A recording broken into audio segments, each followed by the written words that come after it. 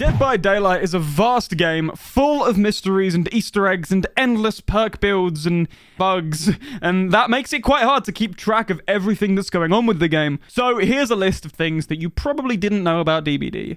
Keep track as you go how many of these points you did know while watching the video, and let me know in the comments. You see what I did there? All the people that will complain about having known all of these already now have something to do rather than just comment, I knew these! So, I mean, and now a bunch of you are going to comment, I knew these, it's a joke anyway. Before we get started though, let's have a chat. Right now, there are some issues of people obtaining your IP address in Dead by Daylight and using that to DDoS you and essentially shut down your entire internet. One of the best ways that you can protect yourself against these attacks is by using a VPN. So let's talk about today's sponsor, Atlas VPN. Atlas VPN are currently running a huge discount with a 3-year subscription costing only $1.39 per month with a 30-day money-back guarantee. Atlas VPN is a VPN service that allows you to mask your IP address from potential hackers. It also blocks ads, malicious links, malware, and trackers. With more than 6 million users worldwide and a subscription plan that protects an unlimited number of devices, you can get access to blazing fast speeds, whether you're gaming or streaming content or whatever else. So this hasn't even affected my internet speed. I usually get about 40, 36 is fine. My upload speed hasn't changed. And of course, you can access a whole lot more content and better shopping deals than you would have been able to otherwise, as you can switch region with the click of a button. They have apps for Windows, Mac OS, Android, and iOS, and setup is extremely easy. Setup, speedrun, any percent. Get Atlas VPN. Let's go, let's go, let's go. Windows, download now. Whoa. Let's connect to the Netherlands. Connecting. Connected! Get the best VPN deal on the market. As mentioned, right now they're running a discount, with the service costing only $1.39 with 3 months for free when ordering a 3-year service. That's $50 for 3 years of coverage. Personally, I'm using Atlas VPN right now anytime I play or stream DBD. Link in the description or in the pinned comment. Now, Number 1, looping was a mistake. Dead by Daylight was originally envisioned as a themed horror hide-and-seek game. In the earliest dev diaries, the gameplay is slow. Survivors hide from the killer, and once a chase is started, the survivor has no choice but to run and eventually get downed. Everything was built around this. The length of animations, such as the old window grab animation that looks incredible but lasts forever, how long Trapper used to take setting traps, how much slower killers were at vaulting, the existence of Insidious as anything other than a trolling perk. Of course, these days, the gameplay is far from that once you've got more than 10 or so hours of experience. The point of chasing is to waste the killer's time, and you can, through effective looping, keep the killer in a chase for the entire trial. It's frustrating to see players in your team hide and act like the game is a hide-and-seek contest, because that just isn't the most effective way of using the game's mechanics. It's interesting going back to videos from 2016 and 2017 and watching as the gameplay style develops over time. It's also interesting to look at older perks and how the newer perks progress and slowly move away from the design philosophy of hide and seek to resembling something more like the game as we know it today. There are still many elements of the game's design that treat it as a hide and seek title. Lockers, for example, or again, the way that games play out at low ranks. God, I want to say rank 20, but I can't because it's not a thing anymore.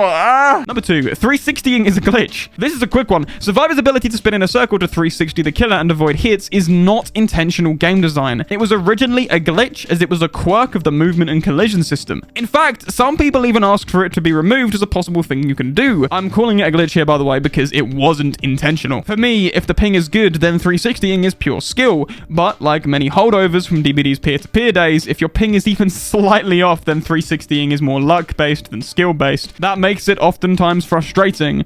I imagine it was even more frustrating back when people first started doing it, and as a killer, you didn't actually know what to expect just yet. I haven't got a lot to say about it. It's a genuine viable in-game mechanic. Dead by Daylight's movement system is central to the way that it feels to play, and in my opinion is one of the major reasons for its success. You wouldn't want to change that, would you? That'd make the whole game feel weird and off and wrong.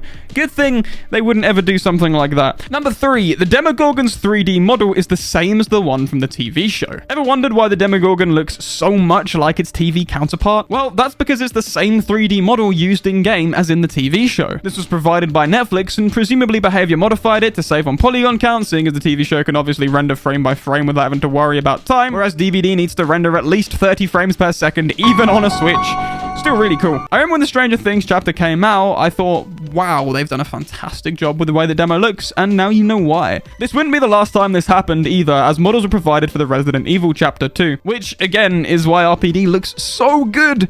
despite being such a terrible map gameplay-wise. Number 4, the art director and the voice actor. Filip Ivankovic, I'm going to butcher these names, by the way. Sorry. Filip Ivankovic is one of Dead by Daylight's art directors responsible for helping create the game's killers and survivors. His Instagram is a great place for checking out concepts and other horror illustrations, by the way, link in the description. But he also voices the Trapper, Wraith, Hillbilly, Bubba, Freddy, and Jeff. I made a video a while back based on Halsey's suggestion that both Wraith and Billy use the same audio file.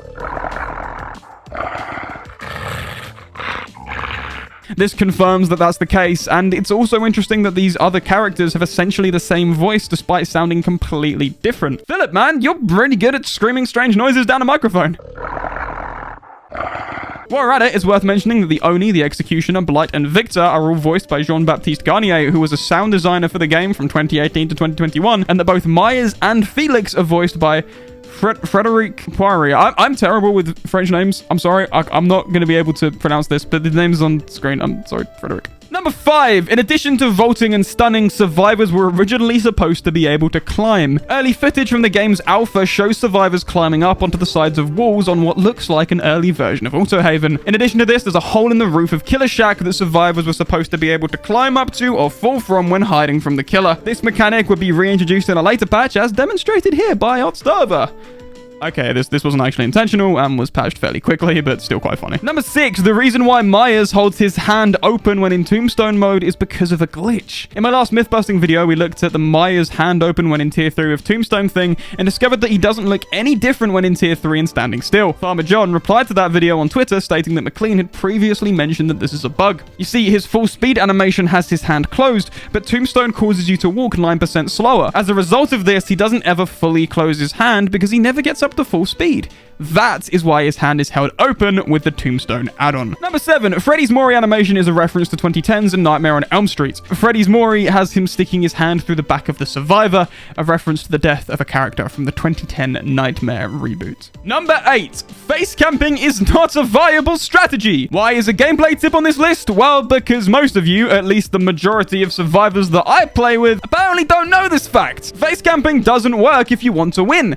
It doesn't matter who the killer is. It's not a viable strategy. It takes 120 seconds for a survivor to go from first hooked to dead. A generator takes 80 seconds to complete solo. So without any perks, 3 survivors can complete 1.5 generators each in that time. That's 4.5 generators, meaning that you only need a further 40 seconds to get that last gen done. Now, obviously, this assumes that survivors have no travel time between generators and are perfectly precise with their skill checks. And while that is a near impossibility, you can still do a significant amount of work during that face camp. Certainly enough that 2 at the very least will be escaping, if not all 3 of you. It also assumes that the first survivor to get caught is downed immediately, and to be honest, if you're face camping, then you obviously aren't very good at the game, so it's going to take a little bit longer than that to catch the survivor. In addition to this, I found that face camping generally only occurs when the killer is having a bad game and wants to guarantee the 1k. Survivors, here's the truth. You make face camping viable by running in for unsafe rescues and attempting escape on the hook.